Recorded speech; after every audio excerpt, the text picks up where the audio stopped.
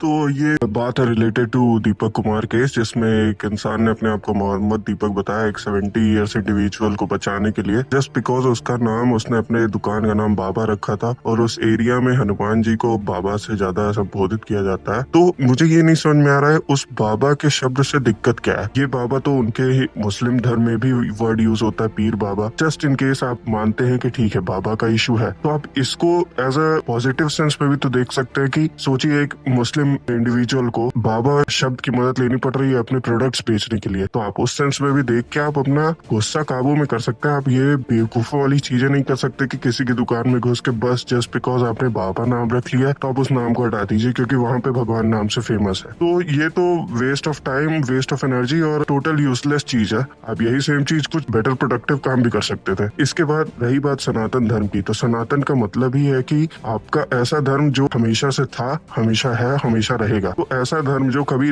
जाएगा नहीं, उसके लिए बजरंग दल, आपको ये जरूरत नहीं है कि आप किसी की दुकान में जाके नाम चेंज कराएं। आपको तो खुश होना चाहिए, सब प्राउड होना चाहिए कि हमारे धर्म का नाम यूज करके उन्होंने ऐसा चीज, उनकी चीजें बिक रही हैं। बस अब जस्ट बिकॉज उन्होंने बाबा रखा तो इसका सेंस नहीं बनता कि आप उनको जाएं धमकाएं, आप नाम बदलवाएं। और एक बात और मेरी बजरंग दल से है, कृपया करके आप अगर किसी आदमी को समझा भी रहे हैं, जो भी आपका इंटेंशन है, मैं नहीं कह रहा आपका इंटेंशन खराब है, आप अच्छा इंटेंशन के साथ होंगे, बस ये जो गुंडागर्दी स्टाइल में आप ये चीजें बंद करिए। और दूसरी बात, जब आप किसी माँ बहन को गाली दे रहे हैं तो आप ये देखिए कि आप बजरंग दल अपने आप को बोल रहे हैं, जो कि रिलेट करता है हमारे सबसे अच्छे भगवान, जो कि काम कंपोज भगवान है, श्री हनुमान जी। आप उनके लिए ऐसे चीजें कर रहे हैं कि आप उनके नाम पे किसी की माँ बहनों को गाली दे रहे हैं, तो ये तो बिल्कुल सही नहीं बैठता। तो ये आप अवॉइड करिए, क्योंकि आप माँ बहन की गाली दे के किसी फिर उसके बाद जय श्री राम बोल रहे हैं, तो ये तो बिल्कुल ही खराब चीज है, हमारे धर्म से रिलेटेड नहीं है। और सबसे बड़ी बात है कि आजकल मैं देख रहा हूँ ये हिंदू मुस्लिम का हेट्रेड जो है ये बहुत बढ़ रहा है। आप लोग ये नहीं समझ रहे कि ये पॉलिटिकल पार्टीज का अपना एक गिमिक है, उनको बस लड़ाना है। उनको कोई मतलब नहीं है कि ये स्पेस पे डेवलपमेंट क्या हो रहा है, फालतू की डील्स हो रही हैं, कोई मतलब नहीं बनता है इन सब चीजों का।